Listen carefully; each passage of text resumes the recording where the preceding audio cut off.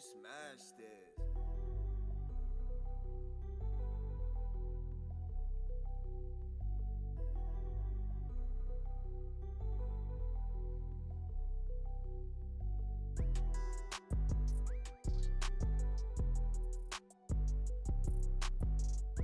What he muted. Welcome everyone to episode number 777. You'll never forget the name, Dustin Rhodes.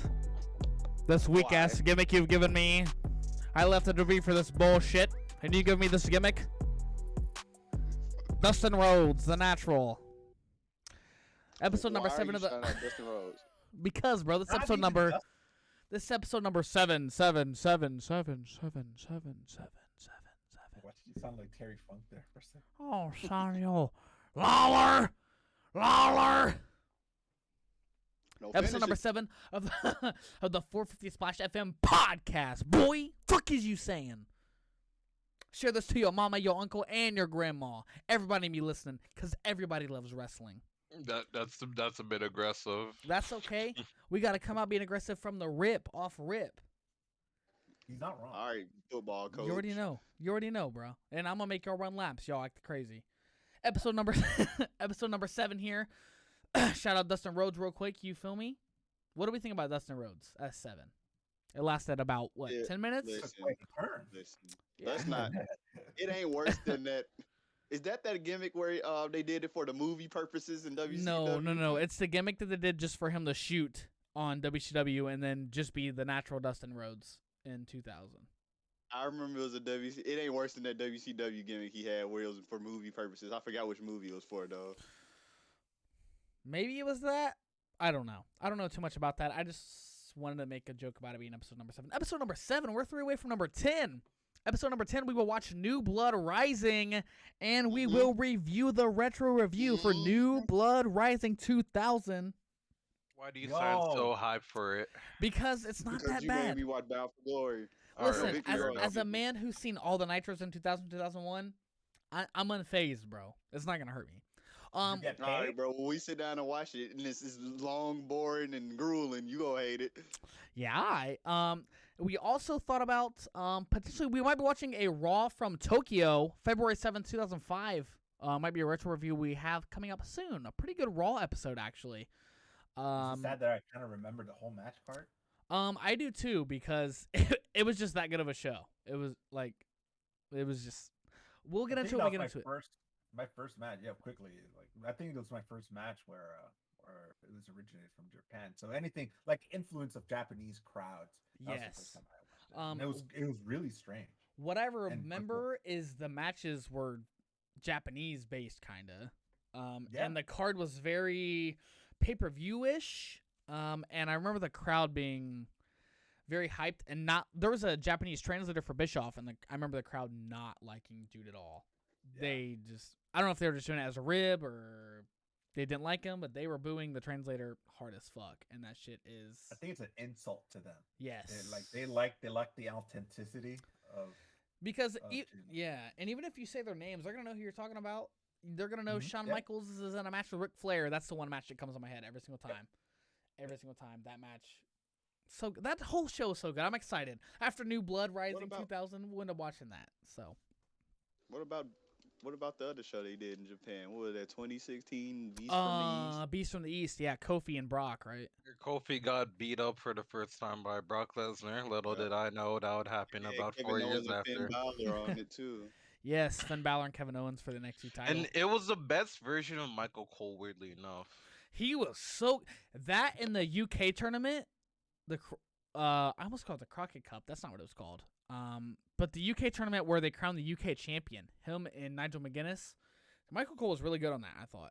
Because, someone isn't screaming in his ear, but anyway. That's why I will always be a coal miner. Facts, you already know. God. Shout out to all the... If you're a coal miner, like the video on YouTube, and if you're listening on Spotify, rate it. Rate it for us. Did we just get Michael Cole over? Yeah, as we should. He was a great commentator up until like 2008 when he replaced Shia on Raw. He should have never left SmackDown.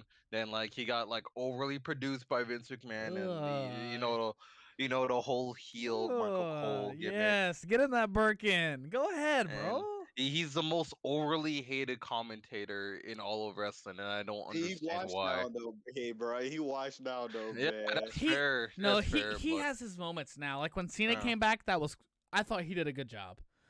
yeah, yeah, I remember his Bianca Belair WrestleMania call. And yeah. It wasn't the best. That Yeah, one bad. I think he's better with Pat McAfee. Pat McAfee brings the best he's, out of him. he's stuck in like buzzword Alcatraz, and he messes up the moves and like the action, but I Guy don't like know, me man. naming the Like moves the right way. he but deserves the more respect than what he's gotten.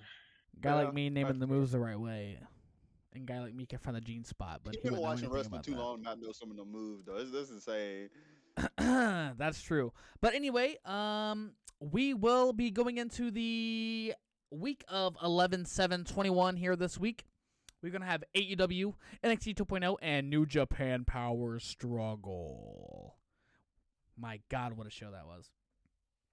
We're going to start here with, Todd has tasked beautiful, bright and shiny brown sugar cinnamon brother Jose with Wrestler of the Week and with Match of the Week. And for this match, he had to pick a lumberjack match. So, Jose, the red carpet is rolled out for you, my brother. Take it away. I don't have to get it matches for that. Have fun. Give us our lumberjack and our Wrestler of the Week. Wrestler of the week is Orange Cassidy. Oh, okay. Orange Cassidy is my Wrestler of the week. Didn't expect And that. he involves in the next thing, the match of the week. And Todd, I hate you for picking a lumberjack match, but you rediscovered a great match that I saw not too recently, and my colors will show out.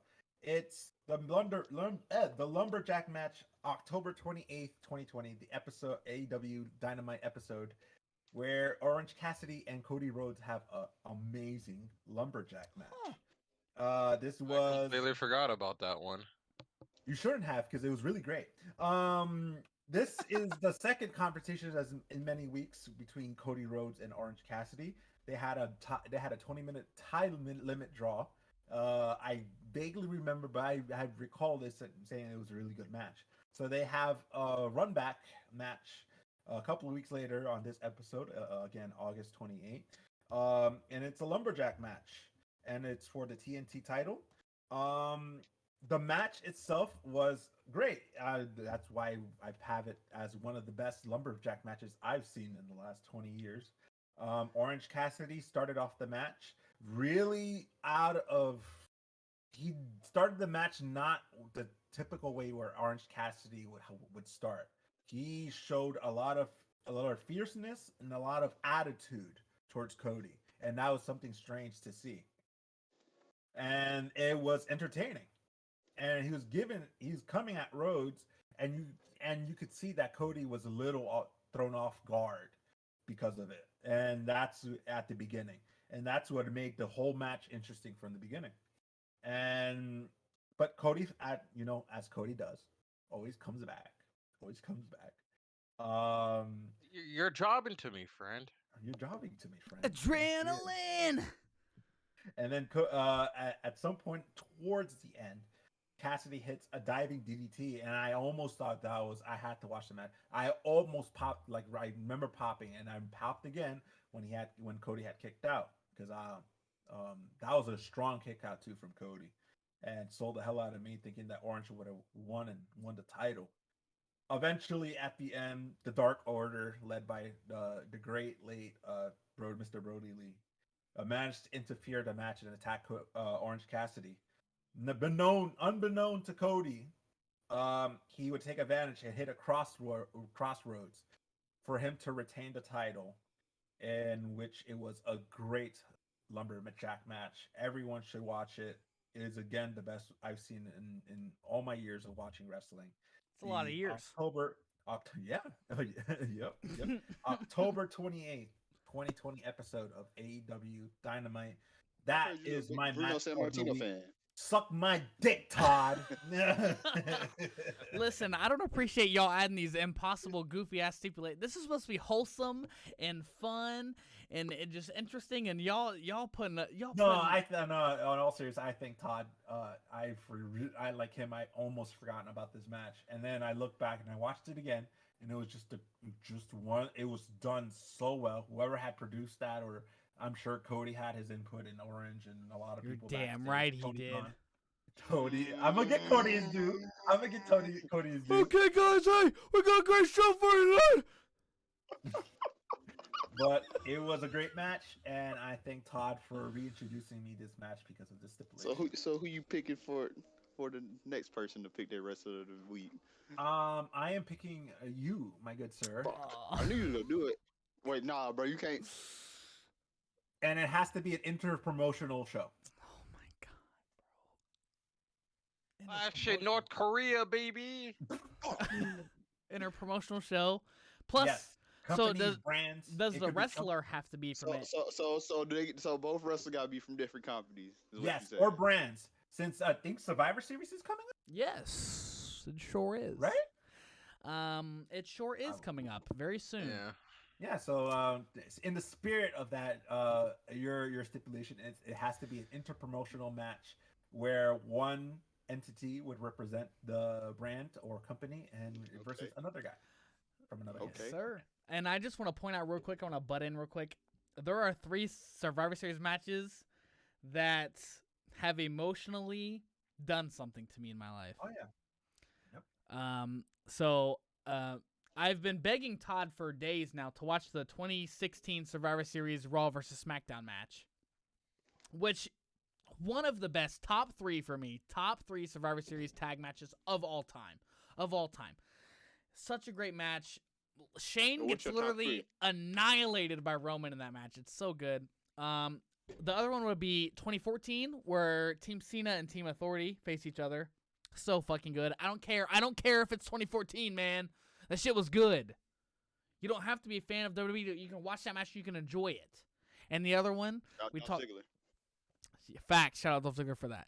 The other one, we talked about in the first podcast, getting into wrestling. Team Bischoff and Team Austin in Texas. The most heartbreaking moment of my life. I haven't forgiven Batista for that shit. I'll never forgive Dave Batista for that. I never will. He did a thing. He did something with some. I think I was like 8 years old or 7 or like 7, 8. He fucked me up. Thanks, Dave. Appreciate you, Dave. Drax. You're doing great movies now, but you scarred me for life. Did ya? I don't think he cares. No, he doesn't. Shout out, but Batista's great. Shout out Dave Batista. He is phenomenal. Tremendous. One of my favorites growing up. One of my favorite people now. His Twitter is really fucking funny.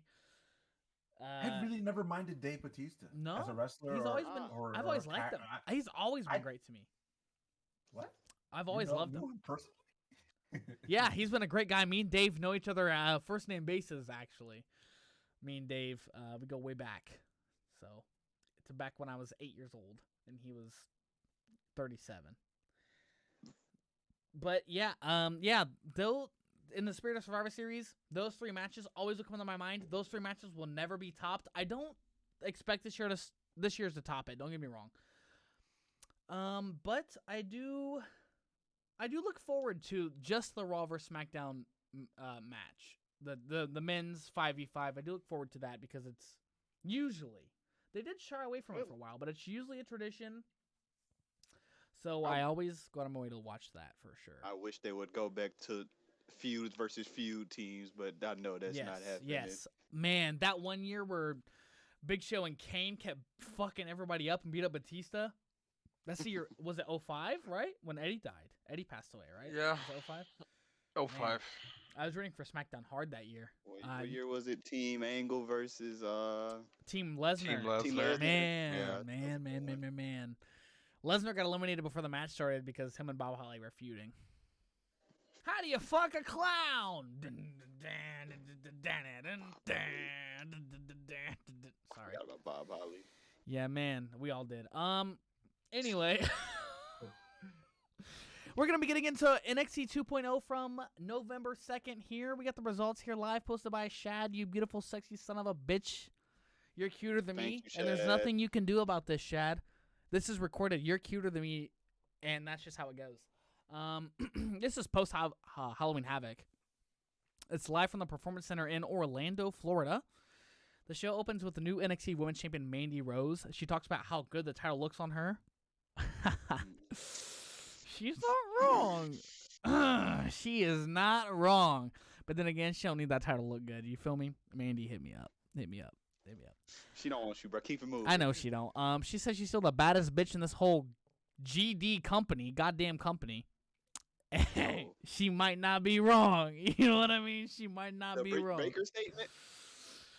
Minus the GD part. Yeah, pretty much. She calls out the rest of Toxic Attraction, who's shown backstage beating up Zoe Stark. The camera cuts to the back to Rose, who keeps talking about how unstoppable Toxic Attraction is, and then Io Shirai comes out, former NXT Women's Champion. Shout out Todd. Todd, big fan of Io Shirai. Shirai says she doesn't like the Toxic Attraction and wants to fight Mandy. She wants to beat her fucking ass.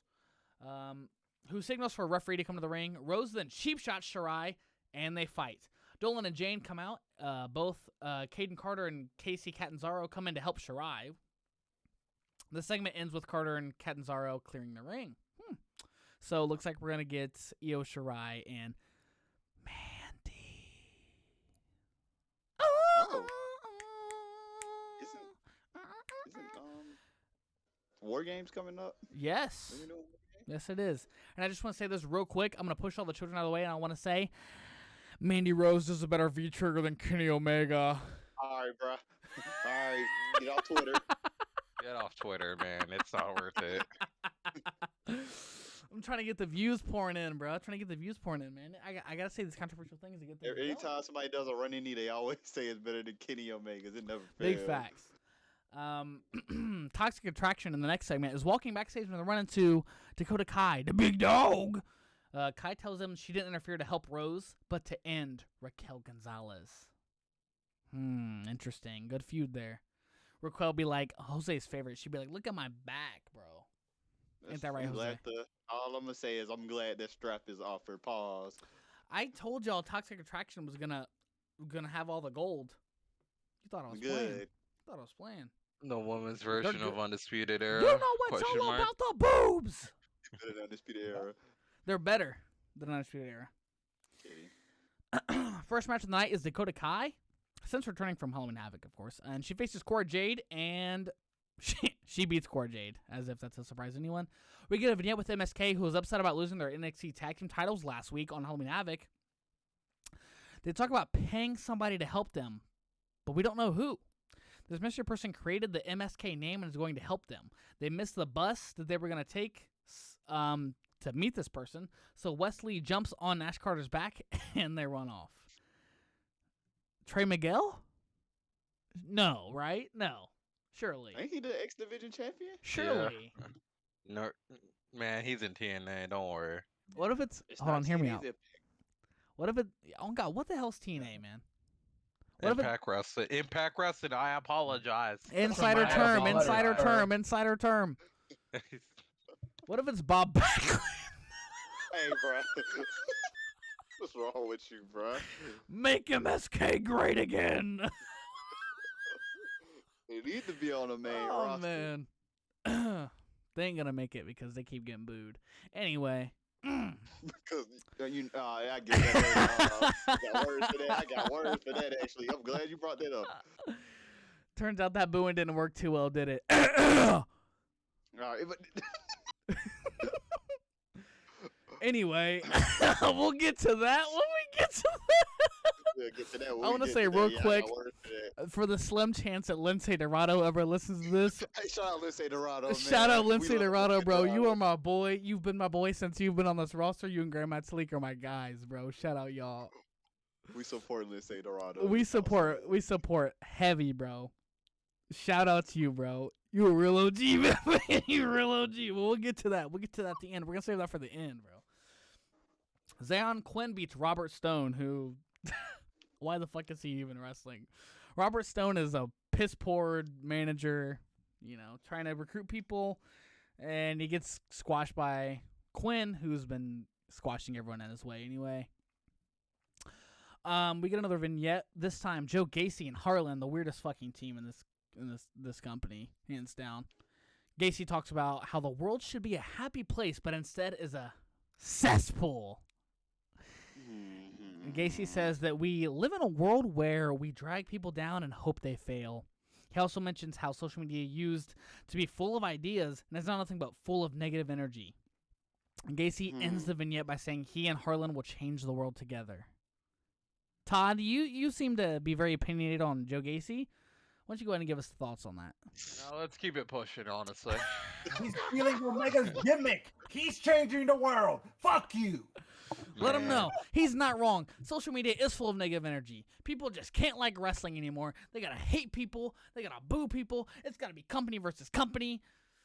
We need more of that. Hey, bro. Oh, Hey, you listen. said Hey, listen. alright. Hey, I hate to argue it, but the feeling is restored, brother, when everybody's arguing over company versus company. It's like, what's old buddy say? I wish WCW would have won. Why he gotta be old buddy? Say his name. I'm not saying his name, man. His name. I'm not saying his name, Say bro. his name. What's he gonna do? He can't do nothing. I'm like John Cena, bro. I'm untouchable, man. And you're be forcing you to. He gonna Lindsay Dorado me, and I'm gonna be staring at the screen. See, I know what he looked like. It's scary if Lindsay Dorado was chasing because I don't know what Lindsay Dorado Yes, looks like. bro. My man, like Agent 47. He moved like Agent 47 from Hitman, bro. Dude, it's going Not crazy. Lindsay Dorado, yeah. Shout out Lindsay Dorado, bro. We love you, bro. If you ever want to be on the pod, you want to talk about your story, man, please come through. Matter of fact, when this goes up, You even know Spanish. when we go up on Spotify, You I'm know. at you. I'm at you, Lindsay. If you want to come be our first official guest on this podcast, we're open to having guests, by the way. Despite what we may say or do, we like to make jokes fool around, things of that nature. But if you want to be a guest in your upcoming wrestler, Lee Moriarty, I'm talking to you, bro. If you want to ever be on this podcast, bro, you just want to shoot some shit on some wrestling, we got you. We got you. Say less. Come through. We will make you more than Lee welcome. Moriarty. Oh, Lee Moriarty. Tiger style. Tiger style. You stinking marks. Up next on NXT, we got Legado del Fantasma. You like that, Jose? You already know. Perfect, man. Joaquin Wilde and Raul Mendoza with Electrica Lopez taking on Von Wagner and Kyle O'Reilly, Jose's favorite tag team in the world. After some miscommunication with O'Reilly and Wagner, Legado del Fantasma takes advantage, and Joaquin Wilde rolls up Wagner for the win. So, growing pains with Kyle O'Reilly and Von Wagner. Kyle O'Reilly, reportedly, his contract's up in December. Hashtag he gone. Him and Johnny Gargano were invited to a Smackdown taping? Or just Yeah, they were in a backstage? dark match. It's a dark match. Because I think they were in the UK. I don't know. I don't know how their schedule works. They just be all over the place. So, yeah, we'll see where that goes from there. I would like to see Gargano on SmackDown. That'd be kind of nice. Or Kyle O'Reilly. either or. Hashtag he gone. Hashtag they both gone, man. Just keep it moving. Backstage with Mackenzie Mitchell. I almost said Michelle. I don't know why the fuck that almost happened. She's backstage with two of my favorites, Carmelo Hayes and Trick Williams. Bro, I love those two guys. They're very good, actually. Jokes aside, bias aside, Carmelo Hayes and Trick Williams are a great duo. Their segments are must watch. Like, we're shooting from the hip, cowboy. Oh yeah, oh yeah. I don't know where Trick they're Williams both pretty came good. from, but yeah, Phenomenal. pretty- Hayes talks about how they are back in business since he's got the belt back, and they're not planning around for last week's haunted house segments. Andre Chase comes out talking about how he can't believe how he's still alive. Of course, because Andre Chase has to be included. Andre Chase is a fucking maniac. He said that he has their back tonight since they had his last week.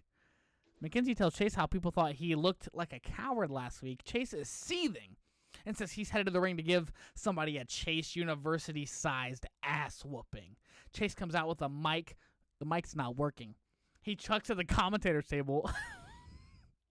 He literally almost hit Vic Joseph with it. He gets a new mic, says he's not a coward and today is a teachable moment.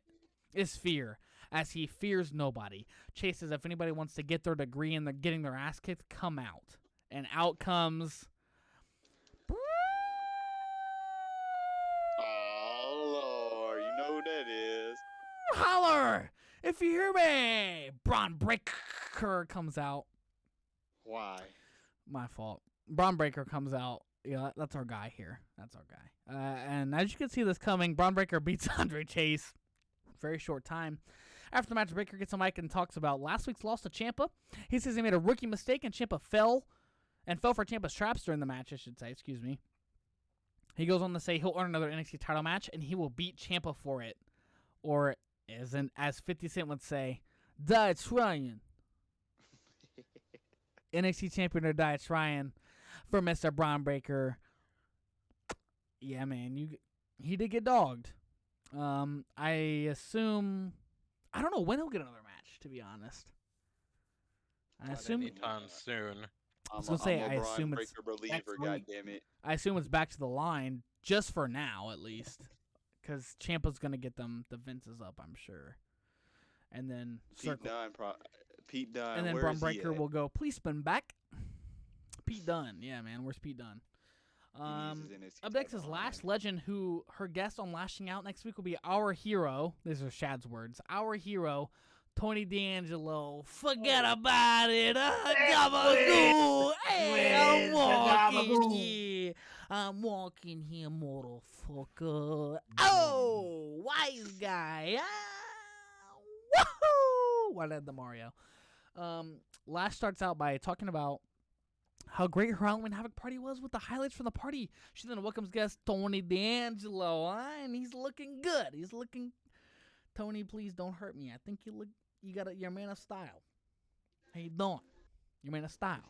Forget about it. That shit's comedy. That shit's hilarious, bro. I want him to have, like, a mob stable so fucking bad. She asked Tony about her producer, Mark, but he says he knows nothing about it. She says she has a special guest, and out comes Mark, her producer, in a sling. His arms all up, you know. Tony tells Mark into a fortunate accident. He must have slipped and fell. He must have slipped and fell because Tony had no part of it. Tony tells Mark that he knows members of his family and where he lives. He also tells him to tell Lash that everything is all right, which Mark does.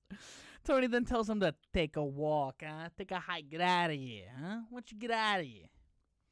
Tony starts talking to Lash Legend about his goals in NXT is to hurt people and make as much money as possible. D'Angelo talks about the people he wants to hurt. He says Pete Dunne and NXT champion Tommaso Ciampa are the two people he wants to hurt. The segment ends with Tony D'Angelo handing Lash Legend some money on his way out. He's telling her to forget about it. I'm walking here, motherfucking gabagoo, huh? Shout out Tony D'Angelo, man. Shout out Tony D'Angelo, the greatest, the apple of my eye. After debuting last week, we get the first official match of Solo Sikoa, Oos,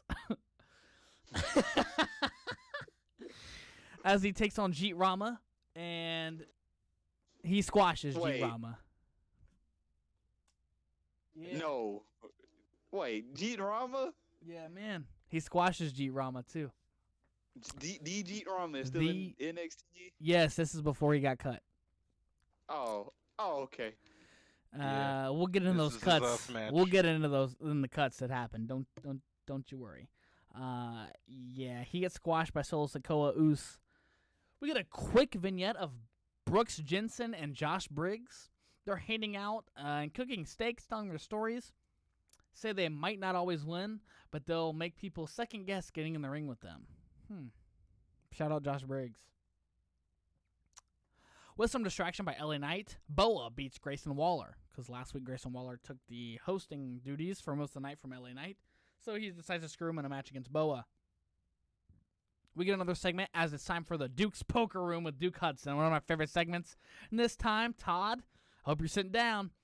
It's with Cameron Grimes, baby, to the moon, to the moon, to the baby. moon, to the moon, to the moon. Cameron Grimes seems to be coming up short in their poker game. Hudson comments on how that's typical for Grimes, always coming up short, referring to his in-ring duties, I'm sure. He talks about how he always comes up short in life, in love, and in the ring. Damn. That's kind of... God. Jeez. Grimes was bluffing. Grimes is bluffing the whole time, and he won the poker room, taking the money from Hudson. He celebrates with everyone in the poker room, saying he's buying everyone drinks, and while they chant, "To the moon!" as Hudson flips the table over and is clearly upset. That's karma, bro. How you gonna come on my guy like that? That's Cameron Grimes, bro. Man, looking like me in my weekly parlays in the NFL. Oh, God. Don't get me started. Hey.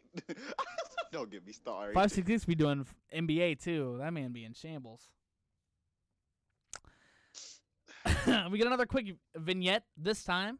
Kaylee Ray, who says she will start the rage. I miss the rage! Next week on NXT 2.0. So we have Kaylee Ray. Look forward to NXT 2.0 next week. Former NXT UK champion. I'm excited. You know, we'll see how that goes. Yeah, Women's division in NXT. Like a 1,000-day reign. Yes. NXT women's division is fucking good, man. It really is. Up next, we have in the ring Alicia Taylor. She's with NXT champion Tommaso Ciampa. 566's favorite Hall of Famer. Ciampa.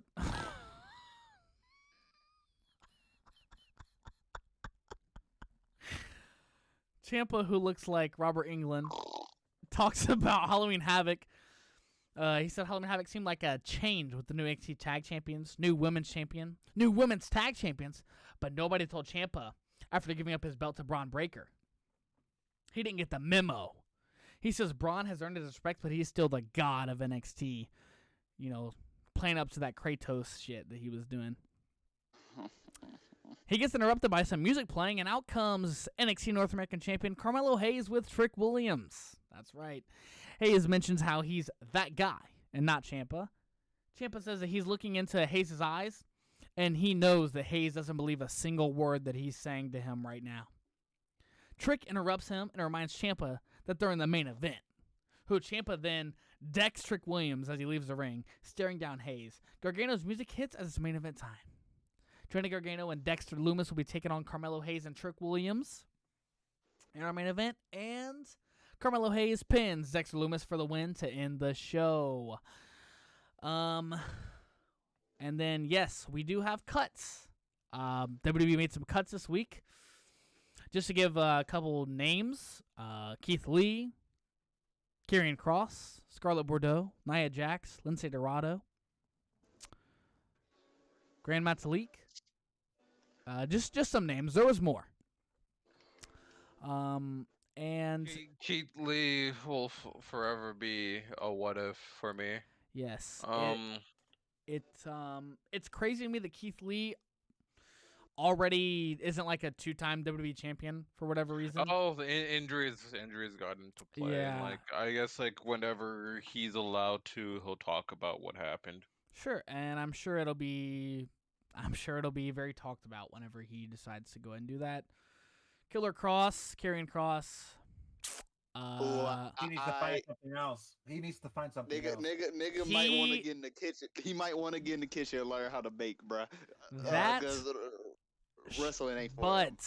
But he wasn't set for success immediately on the Raw roster. No, he wasn't good. All right, trolls aside, he wasn't given a fair chance. That's he true. wasn't good before Raw. He was. Yeah, he wasn't. You're not wrong, but he also. But many people that weren't good. Else to do for they gave him this. They gave him this demolition helmet. He lost to Jeff Hardy twice. Good. It was bad. So he didn't get a chance either. So regardless, they didn't clearly think high of him. So they took his cut. girlfriend away. The weird thing was, they took Scarlett away. He never recovered after Adam Cole ethered him. No. Yeah, and Finn Balor put the gun to his head too, but and also Nia Jax was released, and that's all we're gonna say about that. No, she needs to find something else too, bro. She will get back into modeling. She'll get back into modeling. Beautiful woman. Nia. The other people have my sympathy. Nia, if you ever listen to this, slide into my DMs. Let's talk. Keith Lee. I don't know where that nigga go. Lindsay Dorado, Grand Metalik. There was some other names that were released as well. I'm gonna pull them up here. If you guys don't Hopefully mind. they all go back to AAA or CMLL. I'm sure they will. Yeah. They We had Eva Marie, who also got released. She needs to find something else. She going back to modeling. She really don't even need WWE. She is a beautiful woman. She's literally she's the epitome of perfection. And I don't know about all that, but she's the epitome of perfection. I love her dearly. Mia Yim. Mia Yim was very good in NXT for a while, and she's been very good for a long time. She got caught up to the Smackdown roster, and they just couldn't find anything for her. Unfortunate. Ember Moon also was one of the releases. Sick finisher. I'm very interested to see what her and Mia Yim will do. Ember Moon, very talented. She did have some injuries, some setbacks, but are these niggas on 90-day no competes? I'm not sure, but we'll find out. Lucha House Party, which was a Grandmaster League, Lindsay Dorado, as we mentioned. Shout out both them guys. Mascara Dorada and Lindsay Dorado are phenomenal. Honestly, jokes aside. I know they were stuck in 205 Live. I know they are Lucha House Party. All three of them guys in that group are very talented dudes. Kalisto was making me say holy shit at times where I wouldn't even expect to. But Lindsay Dorado, Grandmaster League, I've always been a fan of Grandmaster League. I loved when he was in the Cruiserweight tournament. I wanted him to win it. His name is King of the Ropes for a reason. My man is insane. Well, he didn't have an answer for the knee bar. Yeah. Well, Todd, no one in the tournament did. And that's the only takeaway from that godforsaken country-ass tournament. Goofy-ass knee bar. Oh, yeah, TJP won that. Yes. Oh, yeah, TJP. Also... You I really remember did when that? it came out. I had to watch that shit live, man. They dab on him. Oni Lorcan was also released. Biff Busick. Biff! He's back!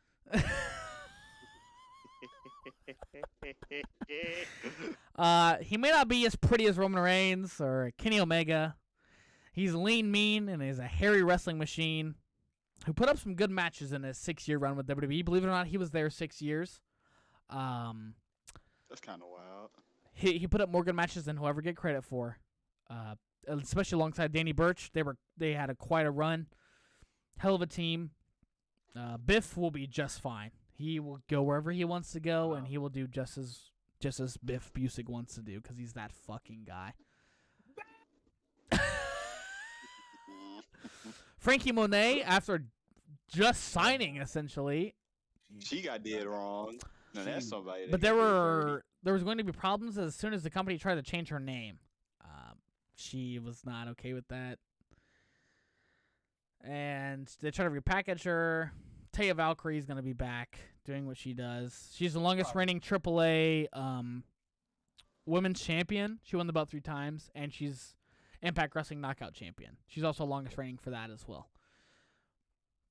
They made they made that lady move out there. Yeah, man. For 5 months, and then just cut her. Yep. Yeah, they did it wrong. Harry Smith, D.H. Smith, was released. I don't even think he wrestled a fucking match. He had just one non-televised dark match, and he was released. He's 36 years old.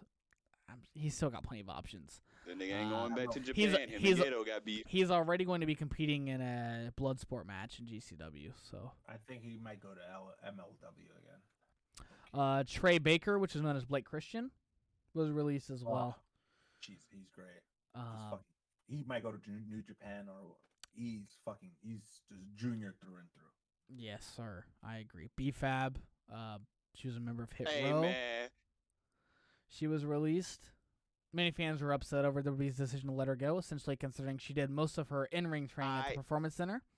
And she's still new to in-ring competition. I watched the Hit Row segments without her. It kind of don't feel like it's Hit Row anymore.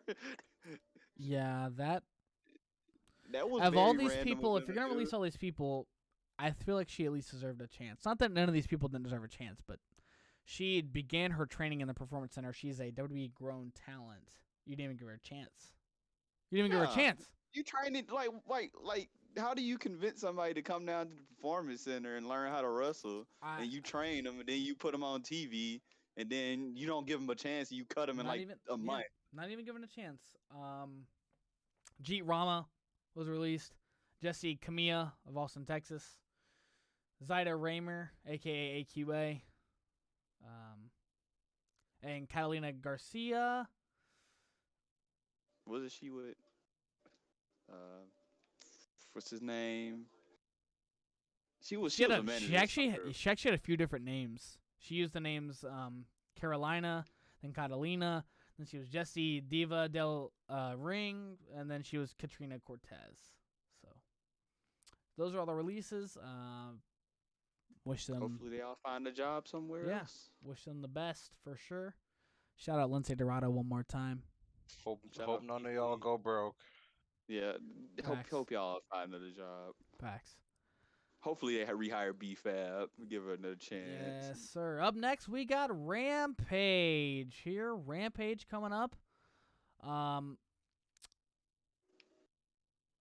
We open the show with a non-title match, looks like here. Or this is Dynamite, excuse me. Not Rampage. We open the show with Kenny Omega taking on Alan Angels, right? Yep, it's a rematch. Yeah. It's a rematch. They right after when the pandemic really started, and then the shows got affected. They had a good match. Yes. I actually did get to check out that match. Kenny does hit the V trigger, pins Angels. I mean, come on. He gave him some offense. If you can give Kenny, Kenny's one of those champions, and I don't mean to go off topic here, but he's very giving to the people he's facing. Mm-hmm. It reminds me of like 05 Triple H-ish. The man was wrestling fucking Tajiri and was giving to Tajiri. He didn't have, Kenny was always out there making his opponents look good. So it was a good match. I liked it. I thought it was a fun little match. It's just a build at the end of the day. There's nothing to lose for you. After the match, Omega goes on to attack Alan Angels when Hangman comes out for the save. And then Omega with Brandon Cutler escape the ring. They run away like cowards. And it's talked about how John Moxley will not be at AEW for a while as he's dealing with his mental health. And, of course, entering rehabilitation. Obviously, we said last episode, we'll say it again. Wish him the best. Todd can vouch for me. We fucking love us some Dean Ambrose, John Moxley. We want nothing but the best for him, obviously. So hopefully he takes as much time as he needs and gets back and is happy being in AEW. But he's going to be replaced in the tournament, and he's replaced by none other than Miro, God's champion. I love how they spin this. He spent this like if it was God giving him a sign, and this, and then him being the replacement of Moxley. I love that little spin to it. Yes, his promo. When I look up in the sky, do you look down in fear? Like, man, my double jointed wife, blonde wife. I make love to her every night. Listen, man. He's slowly but surely becoming my favorite wrestler in this entire company. She would say that, would you? No, I mean, I always liked Rusev, like from the jump, and I thought that he deserved like a lot better than what he got. And AEW was kind of like I was kind of like thinking like, don't let this be like the new age TNA where like every new like WWE person, like they automatically go to like that brand and just kind of not do a whole lot of nothing, just kind of be there to take a paycheck, not really be elevated. Because like off the top of your head you can only say like a couple people who were ex like WWE people that went to TNA and just elevated their characters. You had like Christian Cage, you had Kurt Angle in my opinion, but Kurt Angle was like always great. But it was mostly like, WWE person going to TNA, let's give him like the Orlando Jordan gimmick, for example. But with Miro going to AEW was kind of like the first example of, okay, so they're going to this brand and they're actually being used in a refreshing way. That's cool, and they're being allowed to like get their potential. Yeah. I didn't care for Miro when he was the best man. Yeah, I'm not gonna lie. He signed with AEW, and I was just like, okay. Well, plus I love Miro because I can constantly say to Stevie Johnson like Twitter meme. Miro's he's growing on me for sure. The best man thing was whatever, but God's champion is definitely good. The only thing I miss from the best man is the theme song, really, but that's about it. I'm the best. I'm the best man. But it just had that final boss kind of feel. Nah, but this theme too is whenever the horns go off, I'm like, oh shit. You know someone's gonna die, bro. That's that's that death horn, a war horn. Next up for the AAA Tag Team Championships, FTR takes on Samurai del Sol, which is Kalisto, and Aerostar. The winners of the match and still AAA champions is FTR. Living Lucha Legends. You already know. We're not going to get into what happened after the show because it's not worth getting into because it's stupid. Nope. And it's shameless. Nope. Kalisto, Samurai del Sol, you have our full support. Yep. No matter what, If you get blackballed, they shameless for what they did. If you get blackballed, come here, bro. We'll help you out, bro. We got you, man. Right. Beautiful human being. And we don't have no pull in the industry. Hold on. It doesn't matter. He can come beat. We can get a fifth guy. Cause Evolution just passed you by. Why did I just do that? I don't know. The Inner Circle picks the members of American Top Team for their 5-on-5 tag match at Full Gear. They pick Scorpion Sky, Ethan Page, Junior Santos, Andre Arlovsky, and Dan Lambert. Which, honestly, all of them but Dan Lambert I expected. It's truly amazing to me. I said it last week. I'll say it again. Chris Jericho does not switch it up. He's been doing the same thing Rudy since 2000. Tooty Booty. Rudy Tooty Booty. Yeah, he has to do the like, oh, we have a female in the presence of the heel faction. Let me make some low-color jokes. Yeah, boobies. Let the boobies hit the floor. Come on, baby. Oh, man.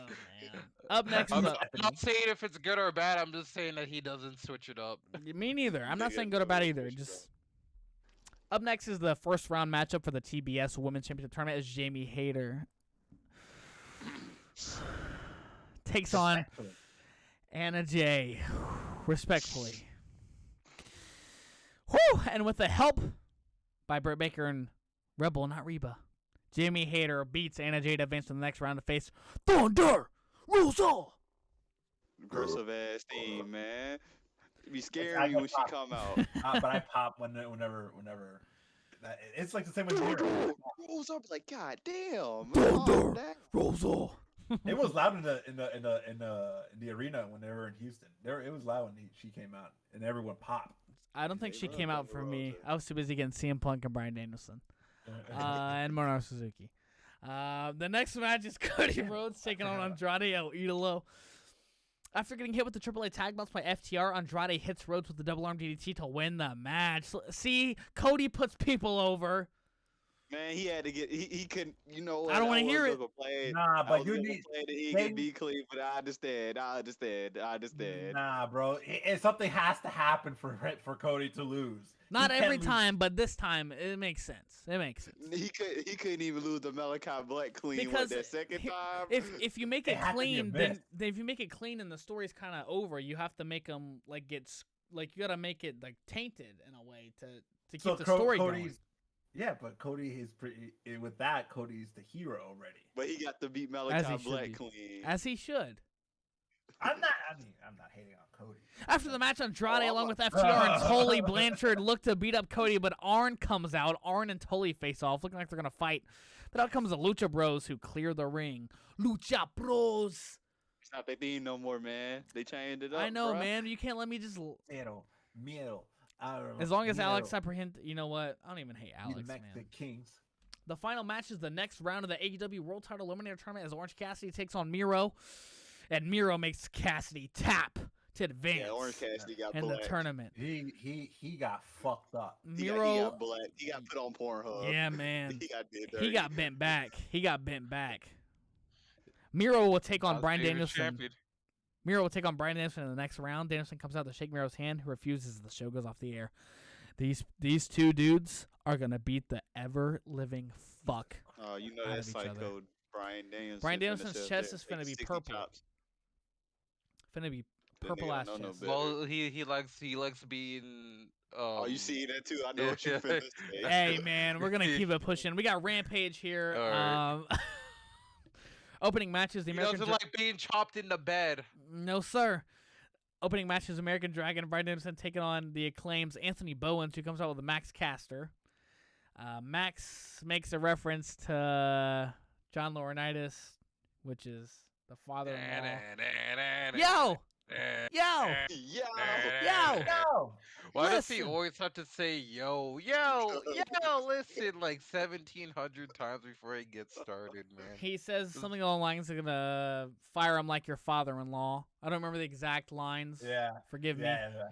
It was still a shot to John Laurinaitis. Okay. Hey man, what the fuck is Daniel Bryan gonna do to that? His wife's mother's husband fired some people. Danielson locks in the LaBelle lock. I forgot it was called that, not the S lock, and makes Anthony Bowens tap the fuck out. Yep. It was a decent match. Anthony Bowens is a good wrestler. He is really a good wrestler. He's the worker of the group between those two. Yes, sir. He blends well with Caster as much. They're a good team. They're a very good team. Max Caster's. Max Caster's raps don't always hit. In fact, they almost never hit. But still, they're a good team. Oh, I cut TV off most time, and then they get the rap it. But I watched that man cut a rap here and was just straight faced. It wasn't really that impressive. Up next, CM Punk and Eddie Kingston face off in the ring. My God. Forgot about this. They exchange how they were each held back. Kingston says he was judged by guys like Samoa Joe, Homicide, Bryan Danielson, and CM Punk. Punk agrees, but he says he isn't spoiled like Kingston said he was. Kingston says that nobody in AEW wanted him there. Talking about Punk. Nobody wants you here. And he wants him to leave. And everyone in the locker room is too scared to say it, but I'm going to say it right now. I want you to fuck out of here. And then he challenges Punk to a match at Full Gear. Punk at first just blows him off. Whatever, it's Eddie Kingston. Eddie calls him a coward. He asks the fans, and then he accepts. Then Kingston says after he beats him at Full Gear, he wants him to go away and leave again for another 7 years. And then CM Punk headbutts him right in the fucking dome. Hell yeah. Fuck yeah. And then they brawl to end the segment. Jesus Christ. No other segment. Man. Freaking CM Punk said like, oh, you sure you don't want to fight me in dark elevation? Oh. That seems to be more like your realm, Eddie. Yeah, in your speed. In your speed. Oh my God. Man, oh man. And it seems reactions. It seems like funny. No matter Eddie Kingston kind of has that Cody Rhodes effect almost. It seems like no matter what story, what match he's in, it's always there has to be a story to it. It's got to be a story enriched in some type of way. And I cannot wait for Eddie and Punk. It'll be good. Speaking of Eddie Kingston, did you read his? Yes. Little, for the Player Tribune? Yes, for the Players Tribune. I did read that. A very good read. It's kind of sad. If you haven't read Eddie Kingston's Player Tribune, please go and read it. Eddie, Lord bless him, is not good with social media, but he was able to get this written up. I don't know if he had it looked over, if he just did it himself, whatever. Still phenomenal. A lot of important messages about mental health and about seeking help. And it's okay to be a man and to ask for help. Men more often than not, are looked at as, against the grain. You get up, you do what you got to do, you do it, you don't complain, you keep going. If things affect you, you're a man, and you just let it slide and you keep going. And Eddie is a perfect example of, even as a man, you're allowed to have emotion, you're allowed to have feelings. No one's going to make fun of you for it. If they do, fuck them. And you're allowed to ask for help, and you're allowed to admit that you need help. And Eddie's got the help that he needs, and look where it's gotten him. Amen. Yep, so excited. So excited for Eddie. And I already knew Eddie's story. I knew Eddie's story before he wrote the article. After he wrote it, even better. Just makes you like the guy more. It's impossible to not like Eddie. It's a good time to chant Eddie. One of the only reactions that I probably gave watching Dynamite Live was watching Dark and seeing Eddie come out for commentary. And I clapped. Oh, yeah, I clapped. I didn't chant Eddie, but I clapped. Because it's Eddie fucking Kingston, you know. Very loving guy. And, of course, one of my favorite wrestlers of all time is Eddie Guerrero. And just hearing the chant Eddie always is emotional to me. So I always enjoy hearing it for Eddie Kingston as well. So that match is... I don't know who's going to win. I feel like Punk's going to win, but if Eddie Kingston wins... I hope Eddie Kingston beats his ass. Oh, my God. Wow. They're going to go. They're going to go, and then it's going to be fine. It's going to be good. I can't wait. I absolutely cannot wait. It's going to be... They're going to beat the... Eddie's going to be spinning back fist. Going to drop Punk on his head. It's going to be great. He's going to try to throw him on his head. It's going to be great. Oh, man. Up next, we got the Jurassic Express and Christian Cage challenging the Super Click to a Falls Count Anywhere tag team match at Full Gear, which gets accepted and is going to happen at Full Gear. And if you didn't know, we get another first round. Free Adam Cole from the shackles. What's all about the boobs. The shackles of the elite. Adam Cole, baby. In time.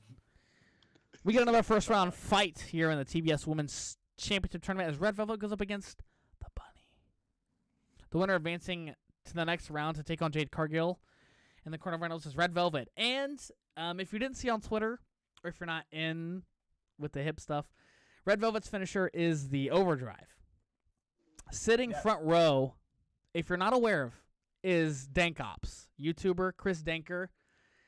He's kind of mixed in with the New Legacy community. If you're aware of the New Legacy community, you're aware of Johnny. Johnny hates the overdrive. When Red Velvet hits this overdrive, Chris knows exactly. He's sitting like front row, like dead center. He knows where the hard cam is, and he gives this look to the hard cam. I'm going to link it to you guys after this. He gives this look to the hard cam because he knows Johnny's watching, and Johnny thinks the overdrive is the worst fucking move. It is. It's horrible. He gives this move to the hard cam and like does this little like smirk, and it's so fucking good. Shout out Dank for that. But Red Velvet wins. She'll face Jade Cargill and get absolutely annihilated when that happens. Yep. Then the main event is Johnny Hungee. By God, what the fuck is that kid's name? What the fuck is that? Johnny Hungee? Johnny Boom Boom? Johnny. Right, so what the fuck's his name? Before we get into this, right? Jose, as an avid, as the biggest AEW fan here, this Butch thing, was this like a YouTube series kind of thing, or? Yeah. So if I could explain it real fast, so Cole encounters Silver and Reynolds and every Being the Elite episode, and then both Silver and Reynolds give Cole tips on how to be a better wrestler and how to be a better character on TV. Then he suggests the guys suggest Cole to shave his head, and eventually for him to change his name. And one of them was Budge, all caps. He has to mention that it has to be all caps. But the other name was funny. It was Muff Flanagan. It's all about the Muff. You know it's all about the Muff. He also thought the boom said boobs, and he asked Adam Cole why he liked boobs. And then the kicker is that Cole is so expressive. He's so annoyed, and at the end of every their competition, he tells him to eat shit. And John Silver talks about eating. Already have ate shit beforehand. It's just Being the Elite segments leading into this match, pretty much. Okay, because they need to start adding some discontext, because I don't have time to watch all these YouTube behind Being the Elite videos, man. There's only so I already devote a lot of my time into wrestling, man. I don't need to devote anymore. Yeah, it's pretty much a Being the Elite thing. And, but you saw where people caught on where they in the hard camera, the view, a lot of people had a lot of Budge paper. Budge, yes. So people definitely watch the product, the Being the Elite product for sure. It's funny. Yeah. So in the main event, John Silver faces Adam Cole. A really good match. Really good, I thought. I mean, And then Cole pinned Silver to end the show. Nothing too crazy there. Very solid Rampage. One of the but more. I'm sure the feud between Cole and Silver is not over. No, sure. and it better not be. Right. And up next, last but not least, New Japan Power Struggle results. Who's ready? Who's hyped? I'm hyped. What a great show this was. It's a phenomenal show. We're going to start off here with the opening match. Doki and Kanemaru taking on Fujita and Oiya? Is that how it's pronounced? Oiya? Oiya? Oiya? Rohei Oiwa? Oiwa. Hey man, hey bro, give it up, bro. I just No, I'm seriously trying to pronounce the name. I'm not I want to make sure I get his name right. Oiya? Oiwa? You Oiya? got to listen next time we watch the Rohei. Let's show. call him Rohei. Rohei, yes. I promise you do not need to spend Rohei this and much Fujita, effort into it because it ended in a Boston crab. Yeah. It's a young lion match, bro. Kanemaru locks in the Boston Crab on Fujita and makes him tap. That's our opening match. Really, maybe you should become a young lion, so therefore you can use like the snap more as a finisher, and you can get away with it. Will. I'll go clean those dusty, smelly ass, sweaty mats for 2 years just to get my own. That's let Shibata kick your ass. Oh man, Shibata and Scorpio Sky, right? That's you should be the trainers there. I don't think it's gonna be Scorpio anymore, but the next match we have is a 6-man tag match. Maccabi, Hanma, and Tiger Mask take on Tangaloa, Gato, and Jado. Maccabi. Is that not what I said? You said Maccabi. Oh, Maccabi. Sorry. Togi Maccabi. Sorry. I apologize, Togi, if you ever listen to this. You're gonna give you a King Kong knee drop. Please don't, bro. I love that man. They take on Tangaloa, Gato, and Jado. Loa hits ape shit on Hanma, and Loa, Gato, and Jado pick up the win. Fuck Gato, man. Putting himself over, you sick freak. Oh my god. They wrestling G's, by the way. The blacksmith. Don't fuck the Dean blacksmith. Ambrose special. Some black G's in a shirt, bro. Like, come on, man. That weak ass beard he got, bro. My man got on some Wranglers out here That wrestling. nigga shameless, man. You know what he's doing. Fucking shameless. Up next is another 6-man tag match. Sanada, Hiromu Takahashi, and Bushi. LIJ take on Nuji Nagata, Funky Weapon, and Master Wato. Taguchi and Master Wato. The winner of the match is Sanada, Hiromu, and Bushi. Shocker. Shinada, baby, let's go. Build up that winning streak. Shout out Bushi. Shout out Bushi. Shout out Bushi. Shout out Bushi. Why are you shouting out Bushi? I don't know. My Bushi favorite do for this my favorite member of the group is Hiromu anyway. Why'd I shout out Bushi? I don't know. Oh man, but that was a fun match. Taguchi's in a match. It's gonna be a lot of ass. Funky Weapon. A lot of ass. That man used to be Finn Balor's freaking Yeah. He is a very important footnote in the Bullet wrestling Club world. identity. In the wrestling world in general. Taguchi is literally an important piece in wrestling history. He's the reason he's the reason AEW is a thing, right? Yep. Yeah. If it weren't for Taguchi, Finn Balor would have never made the Bullet Club, and then we would have never got Kenny Omega and all those guys. It's weird that I know him more now as Finn Balor than I do Prince Devitt. I mean, he's been Finn Balor for probably just as long. Yeah. As he was Prince Devitt in New Japan. You know what you want? I don't want to call that man Fergal anyways. Bro. Shout out Fergie. Shout out my man Fergie. I don't want to call that man Fergal anyways, bro. The next match is the never openweight 6-man tag team championship as the champs Ishii, Goto, and Yoshihashi defend against Evil, Sho, and Yujiro with the House Dick of Togo. Torture, baby. The Hot Boys. The Hot Boys. Cool like that. The winners and new never openweight 6-man tag team champions is the Hot Boys. After the match, the Hot Boys go and attack Goto. Goto was saved by Yo. Huh. He's back. He's back. Please shut the fuck up. We're gonna witness a Yo masterclass at the Best of the Junior Heavyweight. Yes, fucking sir. You damn right, son. What? Because he needs it. He yeah. needs it so badly. And he's gonna get it. And he's gonna get it. Yeah. After that is an amateur rules match for the 2021 KOPW Provisional Trophy as the holder, Toru Yano, defends it against Great-O-Khan. Oh, man. The scoring judge for this match is Yuji Nagata. What the fuck? What the fuck is this match? Round one, Great-O-Khan is up 4-1 on Yano. Yeah. After that is the final round. Round two is the winner and retaining the trophy. The provisional trophy is Toru Yano winning 6-5. It was actually good. Yeah, it was actually good. For as wacky as it was, yes, it was good. After the match, I think you know quickly. I think it was the over the head suplex that got him like 4 points. Yes, and got him back to the lead. Out, and it had like a little scoreboard. He was down 4-1 going into the second round, and he won 6-5.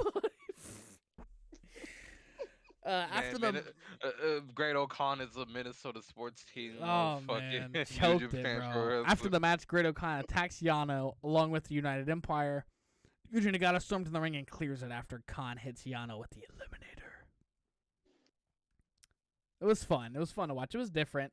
It was you know Yano. He's always gotta keep it different. The next match we have here is the IWGP Junior Heavyweight Championship as Robbie Eagles defends his title against El Desperado. What a fucking match. What a match. El Desperado locks in the numero dos and makes Eagles tap to become the new IWGP Junior Heavyweight Champion. How many times is this now for El Desperado? I think he's clinched it 3? Third? My man is a menace. And they pass around that title like a blunt sometimes, honestly. My man's is a menace. Robbie Eagles got the typical first time reign. They go one defense and pass it back to the old Yes, sir. Yes, sir. And Excuse me. It was one defense. Shit. And he was crying backstage. Like he was crying. They're passing that belt around like the WCW World Heavyweight Championship in 2000, man. They're just trying to get it back to our own. We know how this goes. Yeah, man. As they should. The next match is for the IWGP United States Heavyweight Championship of the World as Hiroshi Tanahashi defends his title against Kenta. What a when I seen Tanahashi's hair, man, I was like, "Hey, fucking yo, what you got going on, man? This match about to stink." When he whip out the Dookie hairstyle, he coming out with a heat pack. For yeah, I was like, "What is this, man?" Give a fuck. He doesn't give a fuck. And he came out. These two came out and beat the fuck out of each other. There's only one specific spot that's all coming to our head right now. The high flying flow through the Japanese table. It fucking broke. You know how hard you have to hit one of those tables for it to break? Don't worry, the table always breaks for the ace. Yes, sir.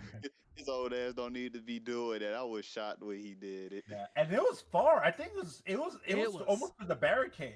It was like Rob Van Dam-esque. The ace never tires, no matter what age. Never tired, never give up, never mind. Go and ace.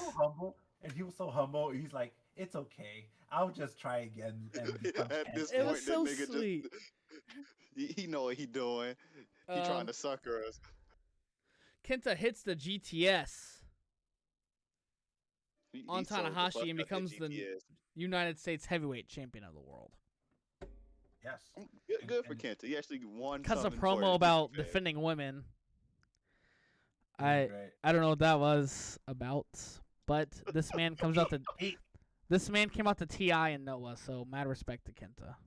He has these tangents in his backstage. If you have a chance, or if anyone has a chance to watch his backstage comment, it has subtitles in New Japan Strong. It's great. It's great content. It's very good. I love New Japan Strong.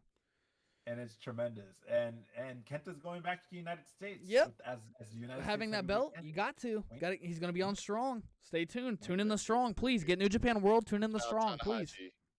Tanahashi. Shout out Hiroshi Tanahashi, my ace.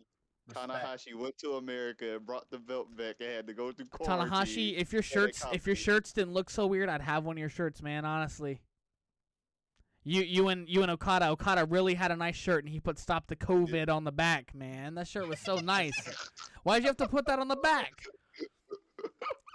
Not to stop COVID. Not just stop COVID. Stop the COVID. Speaking of Okada, co-main event time as Okada defends his right to challenge the IWGP World Heavyweight Championship against Tama Tonga with Jado. And Okada hits the Rainmaker on Tama Tonga to retain his right to challenge. Shocker. Rainmaker's back. It was a good match. For Tama Tonga, I'll give it to him, man. You got to give it to Tama Tonga, man. Singles Tama Tonga has been on some bangers. If you have a bad match with Okada, then I don't know what you're doing. You got to give it to Tama Tonga, man. Singles Tama Tonga, man. We really disrespect that, man. This ain't even about AEW, man. You really bring it. Don't bring my Booker into this. He says hard to have a bad match with Okada. I said Cody Rhodes tried to. He tried his hardest to do it. Anyway, main event time as is for the IWGP World Heavyweight Championship. The champion Shingo Takagi takes on Zack Sabre Jr. in a fucking brutal, phenomenal matchup. Real wrestling is back. Listen, This is before you say something, Todd. This is the most wrestling as a sport match I've seen in a while. That's all I want to say. Go for take the floor. I just want you to know that I was singing the praises of Shingo for I would say forever. Mm-hmm. And you could not tell me that him and Ishii wouldn't have this type of title reign where they would just have banger match after banger match after banger match, and Give Ishii a chance. It was a long time coming for Shingo, and I'm just waiting for Ishii's opportunity. But Ishii might get the never open weight title back. You might get that at least. I don't know. Yeah. Hey man, let my man eat, please. Let my man eat. But I'd say Ishii wouldn't care about being champion as long as he beat up people. I just want Shingo to keep it going, man, because he has a good thing going. I hope he don't get hold. I got a bad feeling about Wrestle Kingdom. How you gonna get hold? Rightfully fucking so. Naito came out and said I don't really know what's happening with the main title, and that man doesn't care about anything, and he's out here talking. The man that don't care about the company. His gimmick is not caring about the company. He came out and said, "I don't know what's going on around here." Anyway, Takagi hits the Last of the Dragon to retain the IWGP World Heavyweight Championship. Is that what it's called? Yes. Yeah. Okay. He got the made in Japan. I wasn't sure if it was the Way of or the Last of, but. The Last of the Dragon. Yes. The made in Japan's always better, in my opinion, but but you can't hit that on everybody, man. Yeah. He retains it to end the show. Really good show. Power Struggle was. I enjoyed it. It was the first full match card for New Japan in 2 years. Yes. Don't worry, though. You will have masterclass after masterclass match. And we have don't we have a New Japan pay-per-view coming up? This Saturday. Jose, if you want to give us a quick rundown. Battle Take it at away. the Valley in San Jose, California. As far as talking about what though? Bad Luck Fale back. That's all you need to talk about. Hell yeah! I forgot the Best of Super Juniors and shit going on in the World Tag League too. Best of Super Juniors coming up. I believe World Tag League starts Sunday. The one match I'm looking forward to is Dangerous Tekkers versus the returning Minoru Suzuki from his American tour, and Taka is coming, motherfucker. Taka Michinoku is back. He's back, and it's gonna be glorious. And I sense an upset in the making here. Right now, Taichi is not in the greatest of mindsets, and Zack Sabre Jr. is coming off of a terrible defeat of the hands of the Dragon, the Rampage Dragon. So I totally expect a upset here by the team of Suzuki and Michinoku. He's man. Listen, man, Zack Sabre Jr. Hold it down. That's all I can say. Yeah. I feel like a lot of pressure is gonna fall on Zack. There's just a lot of good matches looking upon, and a lot of good tag teams. I think Hiroshi Tanahashi Yano's an interesting tag. That's gonna be a funny tag. We'll see it. And yeah, the returning Bad Luck Fale teaming up with Chase Owen, who is back from. Shout out G1. Taka Michinoku. Oh yeah, fucking Hanari was Tanahashi old partner. Look out for that Great Okana Aaron Hanari tag. I think Aaron they're a dark Hernandez. horse. Aaron Hernandez. Yo, I didn't say What's that. wrong with Sorry. you? I didn't say that. And also look out for Tim Cozy. You Look never out, know. look out, I think look they have out. one more tag. They have one more tag team run in Really? them, and I feel like Tenzon is that boy cooked, brother. nah. You'll see. I'm gonna say they might go in the week before, still in the run for to become the world tag league champion. So it's all gonna be interesting. Rest of the Super Juniors is a lot of this. Sonata and Naito taking it. You think? Yeah. I think it. This man, Naito's knees are crying out for help, man. Does he really Naito need this? Naito need to sit this one out, G. Goto and Yoshihashi might win it too. They've been long overdue as well. I could pick them. Hell yeah! So it's just a lot of. I'm definitely gonna do a bracket. Might share that next week. But sure. And then also turning around to Best of the Super Juniors. I think Sho needs to show out, and I think Master Wato needs to show out before he becomes irrelevant, if he hasn't already is. I like Robbie Eagles coming back after his loss from Power Struggle. And then there's just your usual names, your Doki, your Kanemaru, your Desperado, the champ. Jose, that's cool and all, but we're gonna witness a #masterclass. Yes, sir. I mean, he has to. It has to, right? Has to. Like, he really, no, like, I'm no joke. telling He you, really has to. I'm telling you, he's gonna spoil Show's chance at the finals. He's gonna be the As he one to do should. it.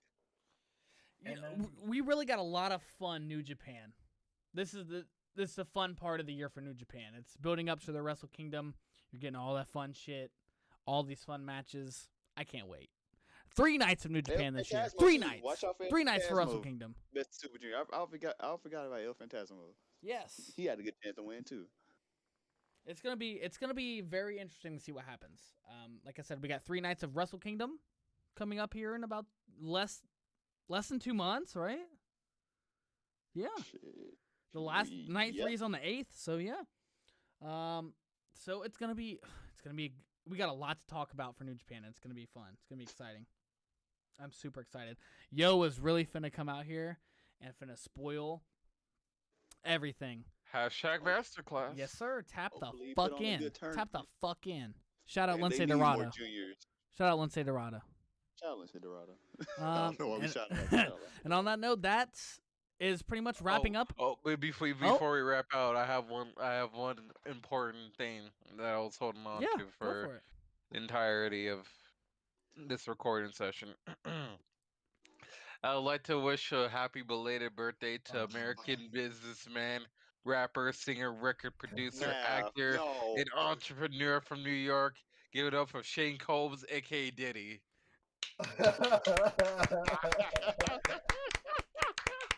Happy belated birthday, Diddy. I'm gonna do the Diddy Belated dance. birthday, I guess. Why though? What's wrong with you, man? We're gonna go ahead. Because Tiger's birthday is like in a couple weeks. You're sick, Ah. bro. Oh my god. We're gonna go ahead and You're make sick, our man. weekly wraparounds to everybody. Todd, is that yours? Is that your final statement? Oh, and also I wish a happy belated birthday also to Nelly. Yes, sir. Yes, sir, What Nelly. is It was these all a shout-outs, bro? dream. Nelly, if you're listening, bro, I love when you had the Band-Aid on her face. Nellyville is a fire-ass album, bro. Yeah, We need no, another we one had of a them mad Nellyvilles. Band-Aid on his face, man. Yes, sir. Yes, sir. 566, you got anything you want to add? It's closing statement Yes, time. sir. Hold Closing on. statement time, ladies and gents. I got something great to say. Hey, Ah, fuck. shout out to my nigga Lindsay Dorado for stepping up to that nigga. Well, whatever his name was. You a bitch Izzy's ass dad. nigga. Yeah, Izzy's dad. You a bitch ass nigga, bro. That man Lindsay Dorado, he just wanted to have a conversation one-on-one. He'll go put the Beats by Dre on you, but Oh, you God. ran from the grind. You mad tough on Twitter, my guy. mad tough on Twitter. See, this why let's say Dorado a real nigga. He said, "You gonna troll me? I'm gonna pull up on you. Let's handle this." Like him and Dana Brooks' boyfriend. Oh my God, Dana Brooks' boyfriend pulled up to a troll's house and punched him in the mouth and got a charge with assault, ladies and gentlemen. If you didn't hear about that, Stop going on the internet talking about these people, man. You know what? How's that one Vine go? When my back turned, you wanna do a whole lot of talk, but when I'm in your face, you don't wanna post up. That's how it really be. He wanted to buy that man a ticket. The man didn't take the ticket, so. Listen. Hey, shout out. I hope normalize this, man. More trolls. I hope you get what's coming to you. You know. Jose, you're. Wait, no, I'm not done. Oh, shout out to Roshi. Now I'm done. All right, Jose, your closing statements, my good man. No. I think we already mentioned it. I'm gonna mention it again. Read that Eddie Kingston profile. That player, the Tribune article. That is heavy, and especially coming from a person that has battled with addiction. Eddie has mentioned talking about his addiction with alcohol. It speaks home to me, and how he's from New York. So I know guys like Eddie like that. That are just like Eddie, and for him to persevere and then come through, and then that whole story of him getting that shot against Cody in his first match for AEW, the TNT Challenge. That was powerful. So Eddie is one of my favorites nowadays in wrestling, and nothing but success for him in the future. Absolutely, I couldn't have said it better myself. As far as Eddie goes, and for my closing statements, for these three beautiful men, I appreciate you listening to this beautiful podcast that we've constructed together here. Make sure to go ahead and like, make sure to go ahead and share, make sure to go to retweet, make sure to go ahead and, give us a good rate. Tell your grandma, tell your mom, tell your dad, tell your sister, tell your brother, tell your uncle, tell everybody to listen to this bullshit. Go to that hobo down the street that's got that weird sign with the cockeye. Nigga ain't got no phone. Yeah, tell him to listen too, bro. Tell him to listen too. Give him a boombox. Let him listen. I am one of the people seeing the rounds on Twitter. I got really excited because I pre-ordered the Mox book, and I just started reading it. I'm not too far in, but I'm really excited to get into the details of it from the stuff that leaked on Twitter. This is going to be a really fun read. Shout out John Moxley once again, 2 weeks in a row. Shout out John Moxley. Mental health is important. Admitting you need help is important. And on that note, we will catch you on the flip side for episode number 8. There's no wrestlers with the name 8, so there's nothing I can do. Good. I want to give a quick belated birthday to Nav. Happy belated birthday, Nav. You stealing my gimmick, brother. You stealing my gimmick.